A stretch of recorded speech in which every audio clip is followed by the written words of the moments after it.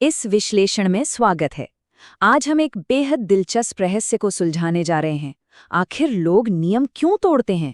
जरा सोचिए, कुछ लोग समाज के बनाए रास्तों पर बिल्कुल सीधे चलते हैं, जबकि कुछ पूरी तरह से बागी हो जाते हैं। ऐसा क्यों? आज हम एक समाजशास्त्रीय जासूस की तरह सोचेंगे। हम उन छिपे हुए कारणों की तह तक जाएंगे जो इंसान को विचलन यानी डेवियंस की तरफ धकेलते हैं। ये महज कोई ऊपरी जांच नहीं है, बल्कि हमारे समाज के ढांचे और इंसानी दिमाग के बीच चल रही उस रस्साकशी को समझने की कोशिश है जो पर्दे के पीछे लगातार चलती रहती है। चलिए जल्दी से देखते हैं कि आज हम किन किन चीजों पर बात करने वाले हैं। हम शुरुआत करेंगे नियम तोड़ने की जड़ों से, फिर विचलन के 4 मुख्य चालकों को समझेंगे। इसके बाद सामाजिक तनाव के प्रति अनुकूलन, अवसर संरचना, इतिहास के कुछ कुख्यात विद्रोही और अंत में इन दूरियों को मिटाने के उपायों पर चर्चा करेंगे। तो चलिए बिना किसी देरी के शुरू करते हैं। भाग 1, नियम तोड़ने की जड़ें। सबसे पहले ये समझना बहुत जरूरी है कि कोई भी आपराधिक या विचलित व्यवहार सिर्फ एक जन्मजात खामी नहीं होता। असल में ये हमारी प्राकृतिक आज़ादी की चाह और समाज के कड़े नियमों के बीच का एक जबरदस्त टकराव है। इंसान की फितरत आज़ादी चाहती है, लेकिन समाज को व्यवस्था बनाए रखने के लिए नियमों की जरूरत होती है। जब ये संतुलन बिगड़ता है, तब नियम टूटते हैं। और ये टकराव हमें सबसे साफ तौर पर किशोरावस्था में देखने को मिलता है। किशोरावस्था सच में एक बहुत ही जटिल सांस्कृतिक घटना है। इस दौरान बहुत ज्यादा मूड स्विंग्स होते हैं और अपनी सामाजिक भूमिका को लेकर एक गहरा भ्रम बना रहता है। अपनी एक अलग पहचान बनाने की इस जद्दोजहद में कई बार किशोरों को अपने माता पिता के विचारों को खारिज करना पड़ता है, ताकि वे इस दुनिया में अपनी एक स्वतंत्र जगह बना सकें। यही संघर्ष अक्सर उन्हें समाज के स्थापित नियमों से टकराने पर मजबूर कर देता है। अब यहाँ एक बहुत ही हैरान करने वाला लेकिन मजेदार तथ्य है। क्या आपको पता है कि इंग्लिश कॉमन लॉ के तहत वयस्कता की उम्र क्या मानी जाती थी? सिर्फ 7 साल। जी हाँ, बिल्कुल सही सुना।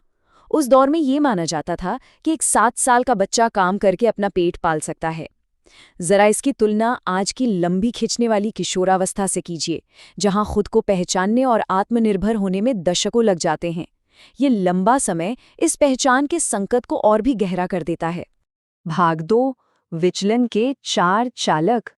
अब हम अपने बौद्धिक टूल किट को तैयार करते हैं और उन 4 मुख्य आंतरिक चालकों को समझते हैं जो किसी भी व्यक्ति के व्यवहार को सबसे ज्यादा प्रभावित करते हैं। हमारा पहला टूल है एनोमी।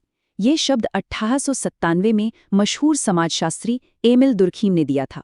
एनोमी का सीधा सा मतलब है एक ऐसी स्थिति जहां समाज के नियम और मानक कमजोर पड़ जाते हैं या पूरी तरह टूट जाते हैं। यह एक अजीब सी व्यक्तिगत अव्यवस्था और भटकाव की भावना है। सोचिए, जब किसी को लगने लगे कि उसकी पूरी दुनिया बिखर गई है।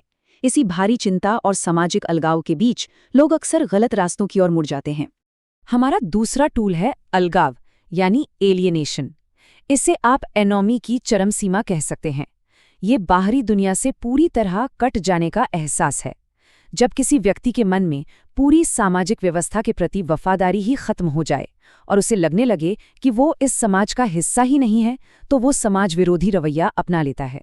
ऐसा व्यक्ति न तो किसी समूह से जुड़ पाता है और न ही जुड़ना चाहता है।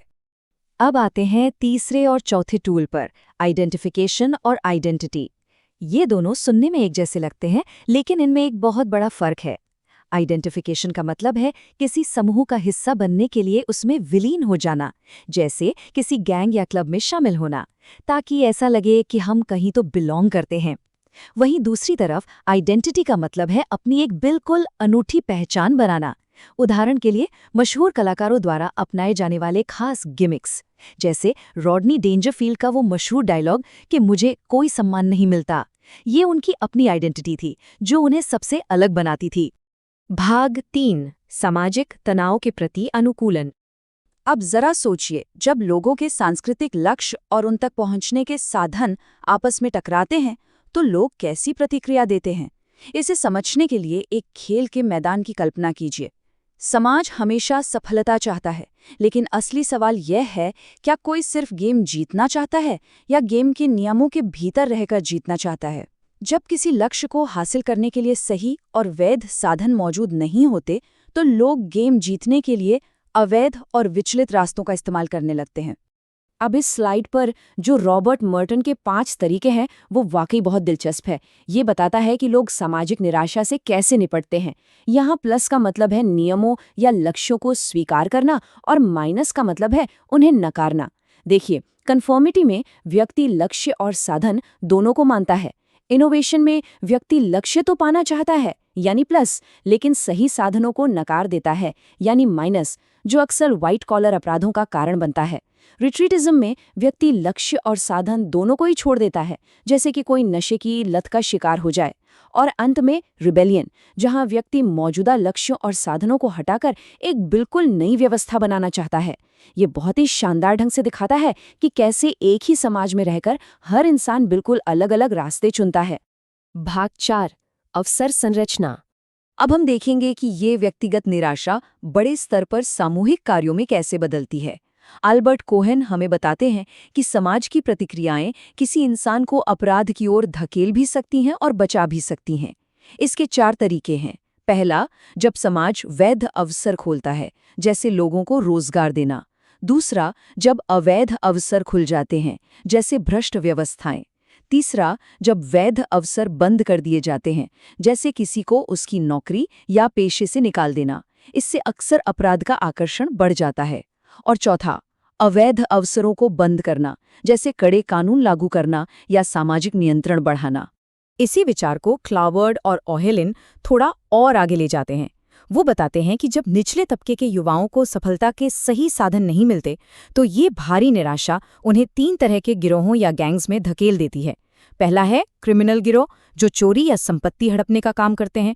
दूसरा है कन्फ्लिक्ट गिरोह, जो अपनी सारी भड़ास और निराशा हिंसा और बर्बरता के जरिए निकालते हैं। और तीसरा है रिट्रीटिस्ट गिरोह, जो इस दुनिया की सच्चाई से भागने के लिए शराब और नशीली दवाओं का सहारा लेते हैं। भाग 5, कुख्यात विद्रोही। अब चलिए इन सब सिद्धांतों को कुछ सच्ची घटनाओं से जोड़कर देखते हैं। ये टाइमलाइन विलियम कुक की है। कुक की कहानी बेहद खौफनाक है। उसे उसके पिता ने एक खदान में छोड़ दिया था। उसके लिए समाज के सभी सही रास्ते हमेशा बंद रहे। फास्टर होम्स ने उसे ठुकरा दिया और बचपन से ही उसे सुधार गृहों में डाल दिया गया। इस चरम अलगाव और एनोमी ने उसे समाज से इस कदर काट दिया कि वो एक खूंखार कातिल बन गया। उसने कई बेगुनाह बंधकों की जान ली और अंततः 1951 में सैन क्विंटन में उसे मौत की सजा दी गई। ये इस बात का एक जीता जागता उदाहरण है कि जब वैध अवसर पूरी तरह बंद हो जाते हैं तो नतीजे कितने भयानक हो सकते हैं। और फिर इतिहास के सबसे कुख्यात जोड़े का नाम आता है, बोनी और क्लाइड। द न्यूयॉर्क टाइम्स का ये कोट बिल्कुल सटीक बैठता है। बोनी और क्लाइड असल में एनोमी का सबसे ज्वलंत उदाहरण थे। उनकी हत्याओं के पीछे कोई तार्किक कारण नहीं था। वे बस बैंकों द्वारा छोटे किसानों की जमीन छीनने का बेमतलब बदला ले रहे थे। उनका समाज के सामान्य नियमों से पूरी तरह से संपर्क टूट चुका था। वे सिर्फ अपराध नहीं कर रहे थे, बल्कि वे सामाजिक ढांचे से पूरी तरह अलग होकर जी रहे थे। भाग 6, दूरियों को मिटाना। हमने समस्या देखी, उसके परिणाम देखे। अब सवाल है कि समाधान क्या है।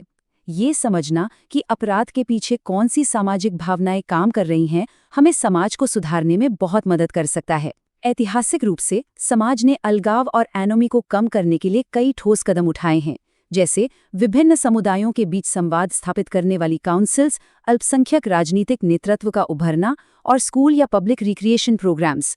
ये सब समाज में लोगों की भागीदारी सुनिश्चित करते हैं। किसी भी सिस्टम का काम सिर्फ कानून लागू करना नहीं होता, बल्कि हर इंसान को ये महसूस कराना होता है कि वह इस व्यवस्था का एक अहम हिस्सा है और उसकी अपनी एक वैध जगह है।